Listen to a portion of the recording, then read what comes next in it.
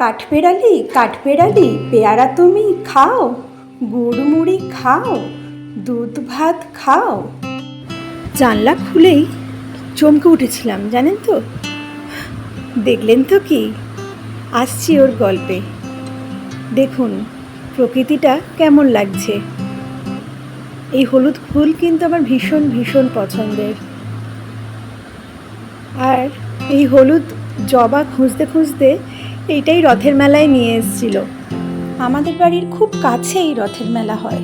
এই গাছটিতেও কিন্তু অনেক কুড়ি এসছে।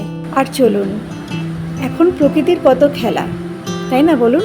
যেখানে মেঘ হবে সেখানেই বৃষ্টি, এটাই স্বাভাবিক। হঠাৎ করেই দেখলাম পুরো আকাশটা এরকম হয়ে গেছে, জানেন কি যে সুন্দর লাগছিল। ডিম ভাজা সস দিয়ে মুড়ি মাখিয়ে খাচ্ছি, তো আমার তো দারুণ লাগছে। আপনারা একবার এরমভাবে খেয়ে দেখবেন, যদি না খেয়ে থাকেন জানাবেন কেমন লাগছে আপনাদের, ঠিক আছে। তো আমার তো ফাটাফাটি লাগছে, ডিম ভাজা সস আর মুড়ি ফাটাফাটি লাগছে খেতে। আর তার সাথে আছে চা, চা। নমস্কার প্রিয় বন্ধুরা, সবাই কেমন আছেন? আমি দেবলীনা আমার ছোট্ট একটি ব্লগে আপনাদের সবাইকে স্বাগত জানাই। আশা করি আপনারা ভালো আছেন, সাবধানে আছেন, সুস্থ আছেন। তো চলুন আজকে আপনাদের সাথে আরও একটি ব্লগে নতুন করে একটি গল্প বলি। সারাদিনের গল্প আছে কিন্তু অনেক সারপ্রাইজ। প্রথম থেকে শেষ পর্যন্ত একদম সাথে থাকবেন। যে মাছটি ধরে এনেছিল না, সেটাই রাত্রিবেলা আলু পটল দিয়ে ঝোল করেছিলাম। আর সকালবেলায় ওইটারই আবার যে কাঁটা, যে তেল কাঁটাগুলো ছিল, সেগুলো কুমড়ো পটল দিয়ে আর লঙ্কা দিয়ে একটু ঝালঝাল করে তরকারি করেছিলাম। ফাটাফাটি হয়েছিল। এটা দিয়েই আমি পুরো ভাতটা প্রায় খেয়ে নিয়েছিলাম।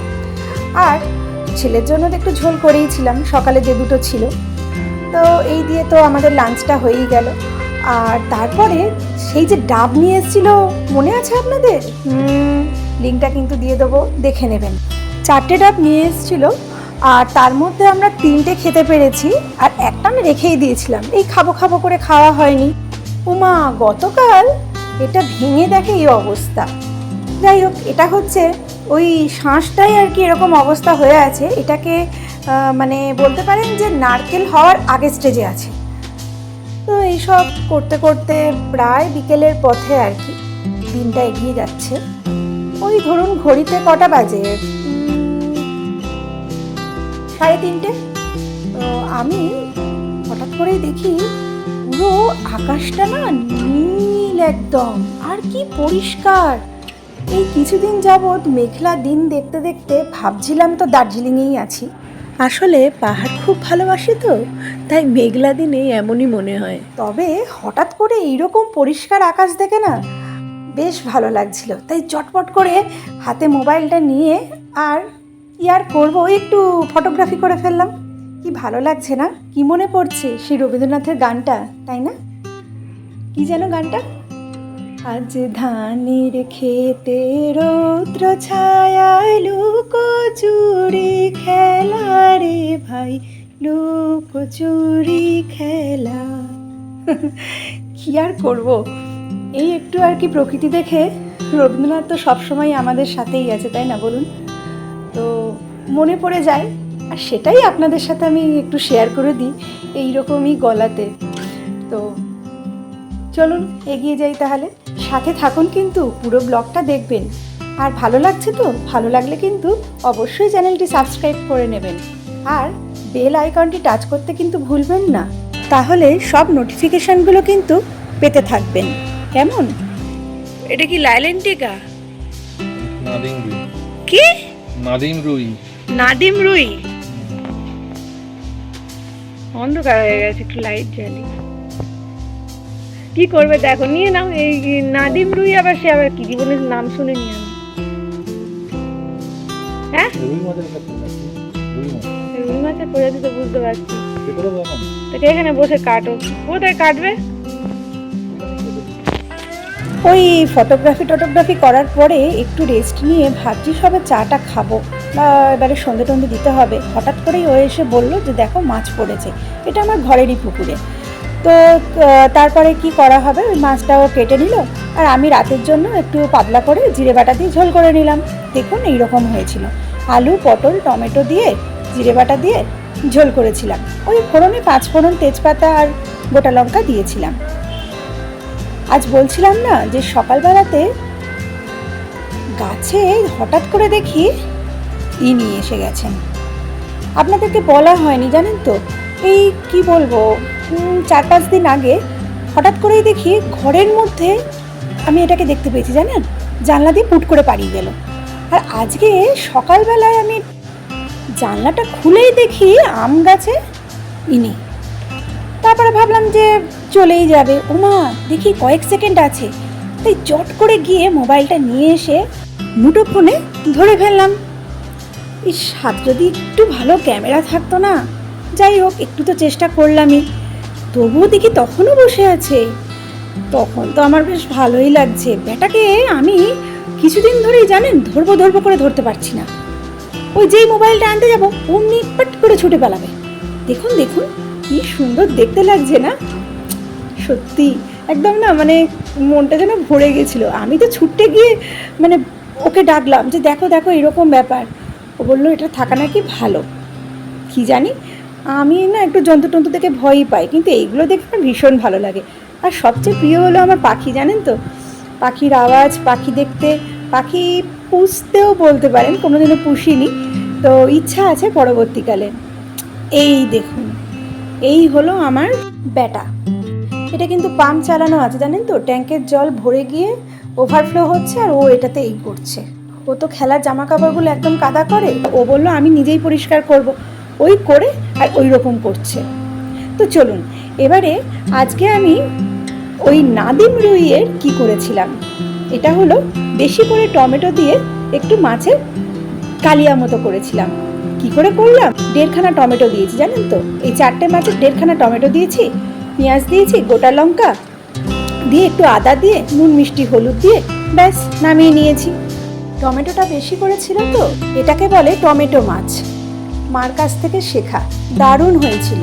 আর এখন আমি দেখাতে চলেছি ওলের চোখা। হ্যাঁ দেখুন, তাহলে ওল নিয়েছি, কাঁচা লঙ্কা, পেঁয়াজ আর সর্ষে বাটা। তো সর্ষেটা আমি কেনা সর্ষেই নিয়েছিলাম, গুঁড়ো সর্ষে ভিজিয়ে রেখে দিয়েছিলাম সামান্য একটু লবণ দিয়ে। টুকরো করা ওলগুলো আমি প্রেসার কুকারের মধ্যে নিয়ে নিলাম, নিয়ে ঠিকঠাক মতো জলটাও দিয়ে দিলাম। এবার এটিকে ভালো করে সেদ্ধ করে নিলাম। এখানে ওলের জলটা কিন্তু ভালো করে ছাড়িয়ে নিতে হবে। কড়াতে সর্ষের তেল গরম হয়ে গেলে গ্যাসটাকে মিডিয়াম ফ্লেমে রেখে কাঁচা লঙ্কা দিয়েছিলাম। আপনারা এখানে ইচ্ছা করলে শুকনো লঙ্কা কিন্তু দিতে পারেন। এরপরে লঙ্কাগুলো যখন একটু ভাজা ভাজা মতো হয়ে যাচ্ছে তখনই পেঁয়াজটা অ্যাড করে দিতে হবে, আর গ্যাসের ফ্লেমটা কিন্তু একদম হাইতেই রাখতে হবে।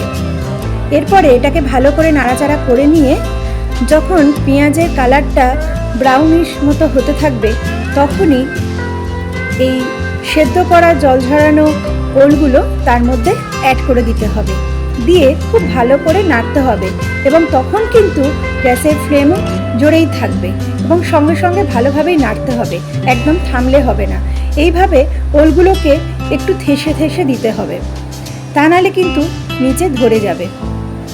তারপরে এটাকে ভালো করে নাড়তে নাড়তে একদম পেঁয়াজ আর লঙ্কার সাথে মিশিয়ে দিতে হবে এবং খুব ভালো করেই কিন্তু এটাকে মেশাতে হবে, যেন কোনো ডালা ডালা না হয়ে থাকে। তাই যতটা সম্ভব ভালো করে এটা নাড়তে থাকতে হবে। আর এরপরে পরিমাণ মতো নুন এটাতে অ্যাড করতে হবে। আমি পরিমাণ মতো নুন অ্যাড করে দিলাম, দিয়েই তারপরে ওই ছেঁকে রাখা কালো সর্ষে মানে রাই সর্ষের যে বাটাটা যেটা আমি ছেঁকে রেখেছিলাম সেটা অ্যাড করে দিতে হবে এবং গ্যাসের ফ্লেমটা একদম জোরে রেখে খুব ভালো করে নাড়তে হবে। কিছুক্ষণ এরকমভাবে ভালোভাবে নাড়তে নাড়তে দেখবেন কড়াইতে আর ওলটা লেগে ধরছে না। একদম গ্যাসের ফ্লেম কিন্তু জোরেই আছে আমার, দেখতেই পাচ্ছেন। এই দেখুন, কড়াইতে যখন এই ওলটা আর লেগে ধরবে না তখন বুঝতে পারবেন যে আপনার কাজটা কিন্তু শেষ হয়ে এসছে। এবার আপনাকে কি করতে হবে, এবার আমি গ্যাসের ফ্লেমটা কমিয়ে দিলাম, দিয়ে এর ওপরে একটু আমি সর্ষের তেল দিয়েছিলাম, আবারও ওপর থেকে আরেকটু কাঁচা লঙ্কা আমি অ্যাড করে দিয়েছিলাম। তারপর সবটা আবার ভালো করে মিক্স করে নিয়েছিলাম। এইভাবে নামানোর আগে ভালো করে সবটা আবার মিক্স করে নিয়ে, মানে নেড়ে নিয়ে তারপরে নামিয়ে নিতে হবে। আলুর চোখা তো আমরা সকলেই খাই, তাই না? তো এইভাবে করতে গিয়ে আমার মনে হলো যে এটাকে আমি ওলের চোখা বলতে পারি কি। তো আপনাদের ভালো লাগলো তো? আপনারা কি এইভাবে খান? ওলের আর কি রেসিপি আছে? আমি ওলের ডালনাটা করি, নিরামিষ করে করি, ওই আলু টমেটো ঘি দিয়ে আদা বাটা দিয়ে। আপনাদের যদি অন্য কিছু জানা থাকে আমাকে জানাবেন, কেমন? দারুণ খেতে হয়েছিল। আমি তো প্রায় পুরো ভাতটাই এটা দিয়েই খেলাম। শুনেছিলাম যে ওলের সাথে সর্ষে খুব ভালো যায়, তাই এটাই আমি করেছি নিজের থেকে।